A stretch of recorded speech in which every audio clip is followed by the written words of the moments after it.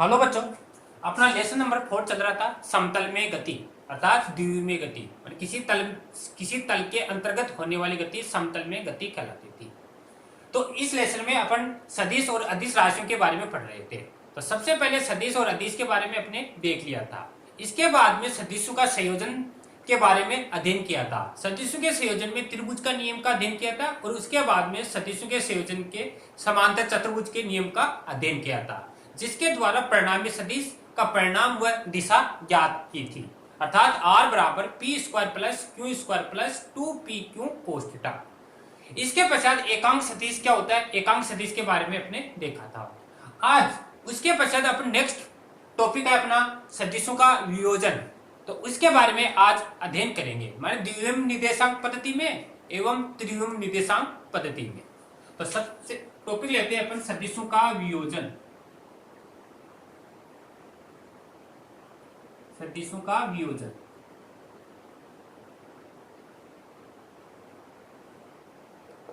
सदिशों के वियोजन में सबसे पहले अपन द्विविम निर्देशांक पद्धति में काम में लेते हैं, अर्थात किसी तल में गति है, माने दो ही निर्देशांक कार्यरत है। तो देखते हैं अपन, इधर x अक्ष है, इधर y अक्ष है और ये कोई मूल बिंदु है। बिंदु द्विविम निर्देशांक पद्धति में एक बिंदु P है जिसका मूल बिंदु है, मूल बिंदु O के सापेक्ष कोई सदिश है A। सदिश A है वह x अक्ष के साथ में थीटा कोण बना रहा है। सदिश A है, इसका x अक्ष के साथ में जो घटक है वह है ax तथा y अक्ष है, y अक्ष के साथ में जो घटक है वह है आपका ay। x अक्ष के अनुदिश एकांक सदिश है i कैप और y अक्ष के अनुदिश एकांक सदिश है j कैप। अब इसका वियोजन करना है। वियोजन का मतलब जो सदिश A है, A का परिणाम ज्ञात करना है और सदिश A है इसकी दिशा ज्ञात करनी है। तो ये ज्ञात करने के लिए अपने क्या किया, बिंदु P से जो x अक्ष है उस पर एक लंब डाल दिया। इस लंब को अपने इस बिंदु को n नाम दे दिया। तो ये अपना सदिश A हो गया और ये सदिश अपना ay है। तो A का मान ज्ञात करना है ax और ay के पदों में। तो इसमें आपको लिखना है एक एक्स वाई जेड निर्देशांक तल है, इसमें कोई एक सदिश A है, जिस सदिश A का अपन को क्या करना है, वियोजन करना है। तो वियोजन ज्ञात करने के लिए अपने x अक्ष के अनुदिश इसके घटक है ax और y अक्ष के अनुदिश इसके घटक है ay। तो सब अब ये ट्राइंगल बन रहा है, ट्राइंगल ON और P, त्रिभुज बन रहा है, त्रिभुज ONP। इस त्रिभुज में अपन को बात करते हैं। तो त्रिभुज के संयोजन का नियम अपने देखा था, पर ये भुजा प्लस ये अर्थात ON के पश्चात अपनी NP प्लस NP बराबर किसके है, OP के, OP। और OP का मान है अपने पास A ON है, ON का मान है AX और NP है, इसका मान है AY अर्थात A बराबर आ गया AX प्लस AY। जो सदिश A का जो अक्ष घटक है इसका मान है AX I कैप और जो AY है इसका मान है AY J कैप।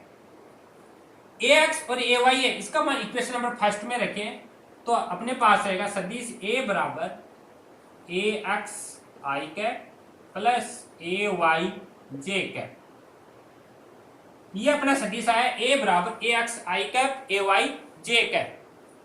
अगर ये सदिश 3 अक्ष के अनुदिश है, ये तो 2 अक्ष है, अगर 3 अक्ष है, 3 अक्ष के अनुदिश होगा तो इसका मान आएगा AX I cap AY J cap और तीसरा घटक आएगा AZ K कैप।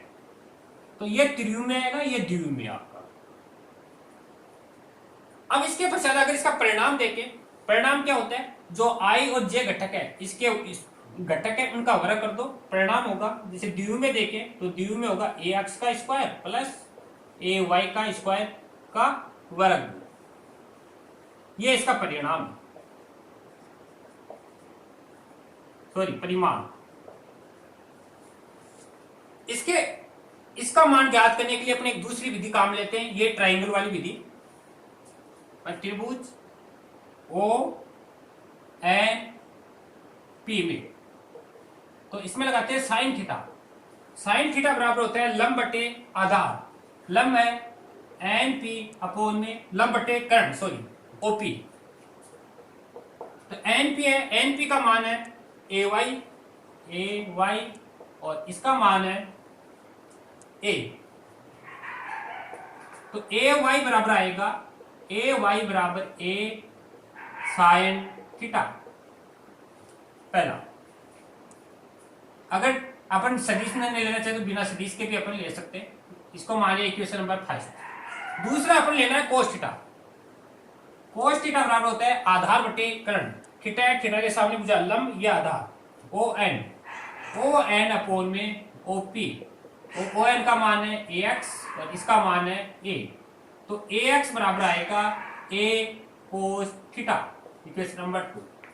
समीकरण नंबर 1 और 2 का वर्ग करके जोड़ने पर समीकरण नंबर 1 प्लस 2, 1 का और 2 का वर्ग करके आपस में जोड़ दे तो क्या आएगा, ए एक्स का स्क्वायर प्लस ए वाई का स्क्वायर बराबर A square cos square theta plus A square sine square theta. A square इसमें कॉमन ले लें तो A X square plus A Y square बराबर ए स्क्वायर और साइन स्क्वायर थीटा प्लस में cos square theta. और sine square plus cos square 1 ये सर्वसम्मित का होती है। तो ए स्क्वायर बराबर क्या आ जाएगा, ए एक्स का स्क्वायर प्लस ए वाई का स्क्वायर। या ए निकालना चाहिए तो इसका वर्गमूल कर दो, ए एक्स का स्क्वायर प्लस ए वाई का स्क्वायर का वर्ग। तो ये अपनी सेकंड विधि है।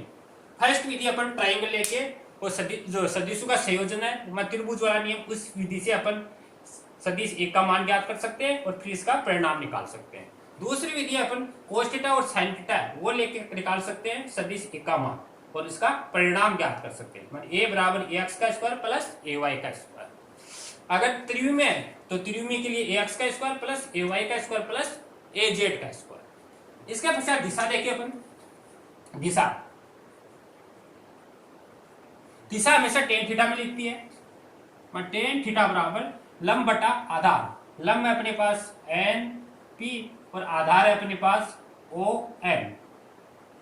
तो एन पी का मान है ए वाई और इसका मान है ए एक्स, या थीटा बराबर टेन इनवर्स ए वाई अपोन में ए एक्स। ये दिशा है। अतः जो सदिशों का वियोजन है उसमें सदिश ए है, उसकी दिशा ज्ञात करनी है तो टेन थीटा बराबर ए वाई अपोन में ए एक्स। वाई का घटक ऊपर होगा और एक्स का घटक नीचे। तो ये अपना एक टॉपिक था सदिशों का वियोजन ज्ञात करना। अब इस पर आधारित जैसे कोई क्वेश्चन आए तो क्वेश्चन देखना चाहे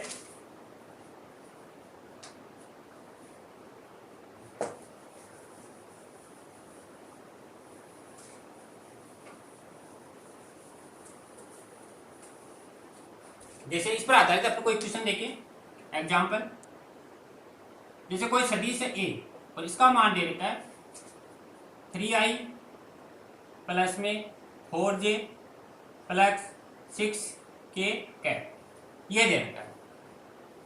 या पहले 2 का ले लेते 2d का, मान a बराबर 3i के प्लस में 4j। तो सदिश a का परिमाण व दिशा ज्ञात करो। परिमाण व दिशा ज्ञात करो। तो परिमाण कैसे निकालते हैं अभी आपको बताया था। ए बराबर क्या होता है, ए एक्स आई कैप और plus A Y J cap. तो ए एक्स है इसकी कंपेयरिंग करनी है। ए एक्स की जगह अपने पास कौन है 3 और ए वाई है इसकी जगह कौन है 4। ये 3 है और ये 4 है, ए एक्स और ए वाई। परिणाम में आपका फॉर्मूला बताया था ए एक्स का स्क्वायर प्लस ए वाई का स्क्वायर का वर्गमूल। तो ए एक्स की जगह 3 का स्क्वायर प्लस ए वाई की जगह 4 का स्क्वायर का वर्गमूल। 3 का स्क्वायर 9 और 4 का स्क्वायर 16 और 9 और 16 इसका आएगा आपका 25 और 25 का अगर वर्गमूल निकाले तो ए बराबर आएगा आपका 5। तो इस तरह आपको कोई भी सदिश दे रखा है और उस सदिश का अगर आपको परिणाम पूछे तो परिणाम क्या आएगा, a बराबर 5। ये परिणाम निकाल लिया। अब अगर आपको दिशा पूछे, दिशा दिशा है तो अभी बताए थे आपको टेन थीटा में निकलती है, टेन थीटा बराबर ए वाई अपॉन ए एक्स। तो थीटा बराबर टेन इनवर्स ए वाई है, ए वाई की वैल्यू है 4, इसकी है 3, तो 4 अपॉन में 3। तो ये आपकी इसकी डायरेक्शन होगी, और 4 में 3 से डिवाइड करते हैं तो जो वैल्यू आती है वो होती है लगभग आपके 53 डिग्री के आसपास। तो ये इसकी डायरेक्शन होती है।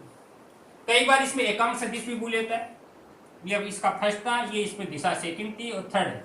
अगर कई बार इसमें बोले एकांक सदिश भी याद करो, एकांक सदिश, तो एकांक सदिश आपको कैसे निकालना है, एकांक सदिश के लिए फॉर्मूला बताया था, एकांक सदिश बराबर होता है सदिश अपॉन में सदिश का परिणाम।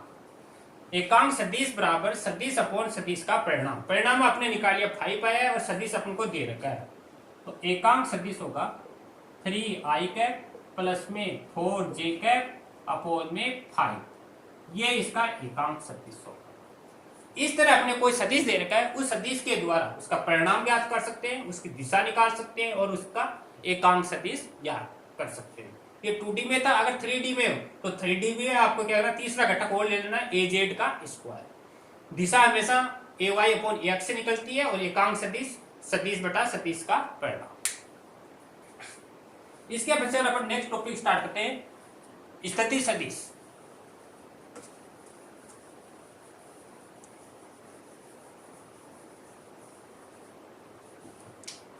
नेक्स्ट टॉपिक है स्थिति सदिश। स्थिति सदिश, स्थिति सदिश जिसको अपन बोलते हैं पोजीशन वेक्टर, और स्थिति सदिश को R से प्रदर्शित करते हैं। स्थिति सदिश क्या होता है, स्थिति जैसे नाम से स्पष्ट हो रहा है, मानी कोई भी सदिश है, किसी सदिश की अगर स्थिति बताए उसी सदिश को अपन स्थिति सदिश बोलते हैं। अब इसकी डेफिनेशन देखिए, तो निर्देशांक है, निर्देशांक में किसी मूल बिंदु के सापेक्ष किसी कण की स्थिति को प्रदर्शित करने वाले सदिश को ही स्थिति सदिश कहते हैं। मानी इसकी डेफिनेशन होगी, निर्देशांक पद्धति में, निर्देशांक पद्धति में किसी कण की मूल बिंदु के सापेक्ष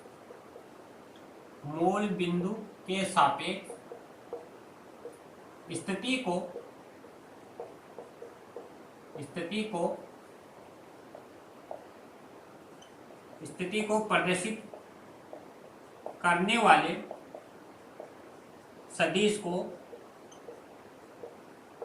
स्थिति सदिश कहते हैं। स्थिति सदिश कहते हैं। निर्देशांक पद्धति में किसी कण की मूल बिंदु के सापेक्ष जो स्थिति प्रदर्शित करता है उसी को अपन स्थिति सदिश कहते हैं। जैसे अपन डायग्राम के रूप में देखें, इधर आपका y निर्देशांक है, इधर x निर्देशांक है, और ये आपका z निर्देशांक है, और ये मूल बिंदु है, और ये कोई एक यहाँ पर कोई कण है, पार्टिकल, और x y z निर्देशांक है। जैसे मान लीजिए बिंदु P है, इसके निर्देशांक होंगे x y और z, और यह मूल बिंदु के सापेक्ष इस पार्टिकल की स्थिति है जिसको अपन R से प्रदर्शित करते हैं। तो ये अपने डेफिनेशन लिखी थी, ये निर्देशांक तंत्र बोलते हैं x y z को। निर्देशांक पद्धति में किसी कण की, यहाँ पर कोई कण है या पार्टिकल है, किसी कण की ये मूल बिंदु है, मूल बिंदु के सापेक्ष स्थिति, ये स्थिति को प्रदर्शित करने वाले जो सदिश है उसी को अपन बोलते हैं स्थिति सदिश। अब x y z होती है, इसके अनुदिश एकांक सदिश I होता है, इधर j होता है और इधर k होता है। तो स्थिति सदिश R बराबर तीनों अक्षों के अनुदिश लिखें तो क्या आएगा, x I cap plus y j cap plus z k cap, ये आपका स्थिति सदिश होगा। अगर इसका परिणाम लिखें, परिणाम, तो R बराबर x का स्क्वायर प्लस y का स्क्वायर प्लस z का स्क्वायर का वर्ग, ये स्थिति सदिश का परिणाम होगा। इसके बाद में दूसरा टॉपिक आता है विस्थापन सदिश।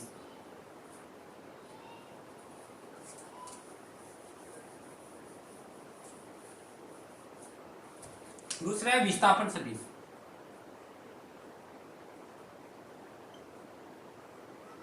विस्थापन सदिश है, इसको बोलते हैं डिस्प्लेसमेंट वेक्टर, और विस्थापन को अपन प्रदर्शित करते हैं डेल आर से। विस्थापन सदिश क्या होता है, पिछले जैसे अपना लेसन था उसमें विस्थापन के बारे में पढ़ा था। विस्थापन क्या था, कोई दो बिंदु है, उन दो बिंदु के बीच की न्यूनतम दूरी कोई अपन क्या बोलते हैं, विस्थापन। यहां पर हो जाएगा दो बिंदु के बीच की न्यूनतम दूरी को प्रदर्शित करने वाले सदिश को विस्थापन सदिश के द्वारा प्रदर्शित किया जाता है।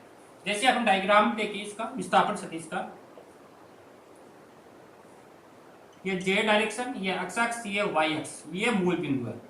पहले कोई कण था बिंदु पी पर, और जिसका मूल बिंदु है, मूल बिंदु के सापेक्ष स्थिति सदिश था r1। फिर कण t समय पश्चात दूसरे बिंदु है आपका क्यू, इस पर आ जाता है, जिसका मूल बिंदु के सापेक्ष स्थिति सदिश है r2, और ये जो आपका बीच में ये विस्थापन है डेल r, और डेल r बराबर है r2 माइनस में r1, ये इसका विस्थापन। P है, इसके निर्देशांक होंगे x1 y1 z1, इसका होगा x2 y2 और z2। तो x y z एक निर्देशांक तंत्र है, इसमें बिंदु P पर कोई एक कण स्थित है जिसके निर्देशांक x1 y1 और मूल बिंदु के सापेक्ष स्थिति सदिश r1। फिर t समय पश्चात कण है Q पर पहुंच जाता है जिसके निर्देशांक x2 y2 और मूल बिंदु के सापेक्ष निर्देशांक स्थिति सदिश है r2। तो अभी अपने थोड़ी देर पहले देखा था r बराबर स्थिति सदिश r बराबर होता है x i cap plus y j cap plus z k cap. तो पहला जो स्थिति सदिश है इसका मान होगा r1 बराबर x1 i cap plus y1 j cap plus z1 k cap. r2 बराबर होगा x2 i cap plus y2 j cap plus z2 k cap. ये अपने को निर्देशांक दे देते हैं। अब विस्थापन सदिश अपन को निकालना है, तो डेल आर विस्थापन सदिश दो बिंदु के बीच की न्यूनतम, डेल आर बराबर r2 माइनस में r1। ये फॉर्मूला आया कहां से, ये त्रिभुज का सदिश संयोजन का नियम है, उसी से आया है।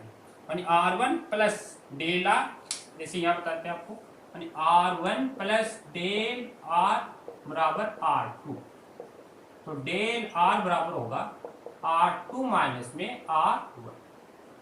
अब r2 r1 की वैल्यू अपने पास है, ये रखेंगे, x2 i plus y2 j plus z2 k minus x1 i plus y1 j plus z1 k। i इसमें कॉमन ले लेंगे, तो x2 माइनस में x1 i cap plus y2 minus में y1 j cap plus z2 minus में z1 k cap. यह आपका क्या है, विस्थापन सदिश डेल आर, या इसको डेल आर को अपने ऐसे भी लिख सकते हैं, डेल आर बराबर डेल एक्स आई कैप डेल वाई जे कैप और डेल जेड के कैप, ये भी आपने लिख सकते हैं। इसी का अगर परिणाम लिखे परिमाण के रूप, तो डेल आर बराबर डेल एक्स का स्क्वायर प्लस डेल वाई का स्क्वायर प्लस डेल जेड का स्क्वायर का वर्ग, ये अपना इसका परिणाम में भी लिख सकते हैं। तो ये था अपना विस्थापन सदिश। अगर कोई दो सदिश दे रखे हैं तो विस्थापन सदिश डेल आर बराबर होगा x2 माइनस में x1 i cap, y2 minus में y1 और z2 minus z1 k cap. जैसे कोई एग्जांपल देखिए अपन विस्थापन सदिश का,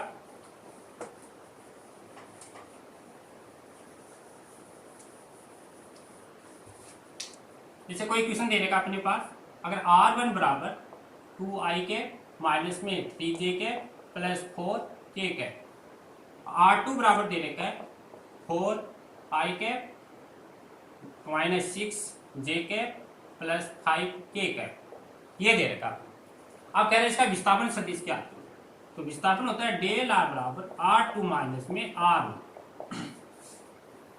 या फिर अभी थोड़ी देर पहले अपने देखा था x2 माइनस में x1 i cap plus y2 minus में y1 j कैप और z2 माइनस में z1 k कैप।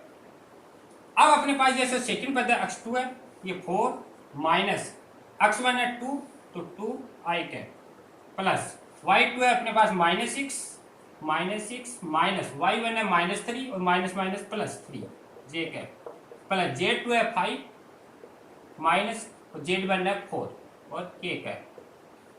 4 में से 2 i कैप, 6 में से 3 निकाला माइनस में 3 j कैप और ये आपका के कैप। यह अपना है डेल आर विस्थापन सदिश। अब इसका परिणाम मुझे तो परिणाम निकालना है, डेल आर बराबर 2 का स्क्वायर प्लस माइनस 3 का स्क्वायर प्लस 1 का स्क्वायर का वर्गमूल। तो 4 प्लस में 9 प्लस में 1 तो 10 और 14 का वर्गमूल, और आगे क्या लगाना है मीटर। ये इसका विस्थापन सदिश। तो कोई भी आपको दो सदिश दे रखे हैं, उन दो सदिश से पहले आपको डेल आर निकालना है, विस्थापन निकालना है, विस्थापन सदिश, और फिर परिणाम निकालना है। तो ये था अपना विस्थापन सदिश। विस्थापन सदिश है, इसके पश्चात आता है आपका वेग सदिश। वेग सदिश क्या होता है? वेग सदिश में जो विस्थापन है, इसका वेग की परिभाषा देखी थी, विस्थापन में परिवर्तन को दर को वेग कहते हैं। तो विस्थापन सदिश है, इसका अवकलन कर देंगे तो वो आ जाएगा आपका वेग सदिश। जैसे अपन देखें वेग सदिश, अगला वेग सदिश। वेग क्या होता है? विस्थापन में परिवर्तन की दर को वेग कहते हैं। वेग बराबर डेल आर अपॉन में डेल टी। और डेल आर अपने थोड़ी देर पहले निकाला था, यह आया था डेल एक्स आई कैप, डेल वाई जे कैप और डेल जेड के कैप, और अपॉन में डेल टी और डेल टी। और ये अपन जानते हैं del x upon del T क्या होता है? वी एक्स अक्ष के अनुरूप वेग में del x upon del t होता है वेग, और अक्ष के अनुरूप वी एक्स आई कैप, वी वाई जे कैप और वी जेड के कैप। ये अपना है वेग सदिश।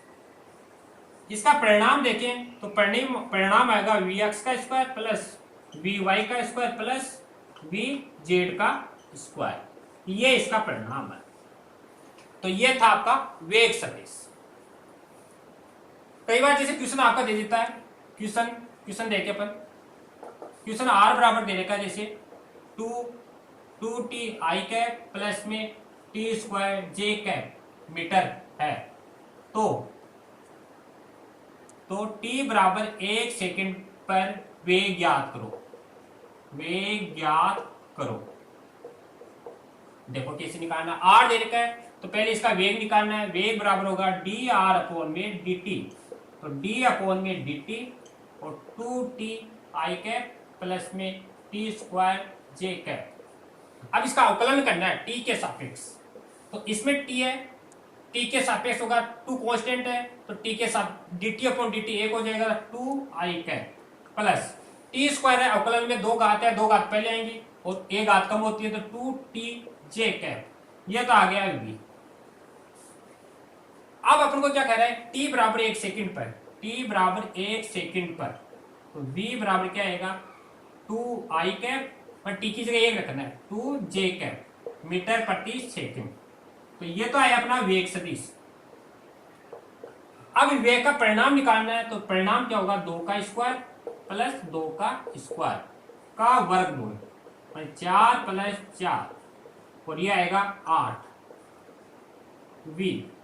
तो इसको ऐसे भी लिखते हैं वी बराबर 2√2 मीटर प्रति सेकंड। तो इस तरह आपको कोई न्यूमेरिकल क्वेश्चन दे रखा है तो पहले उसका डिफरेंशियल करना है, और डिफरेंशियल करने के पश्चात टाइम दे रखा है तो टाइम की वैल्यू रखनी है, फिर उसका परिणाम निकालना है। तो इस तरह आपको वेग ज्ञात करना है। तो आज बच्चों अपने क्या नाम विस्थापन सदिश, वेग सदिश और स्थिति सदिश, इसके बारे में अध्ययन किया। थैंक यू बच्चों।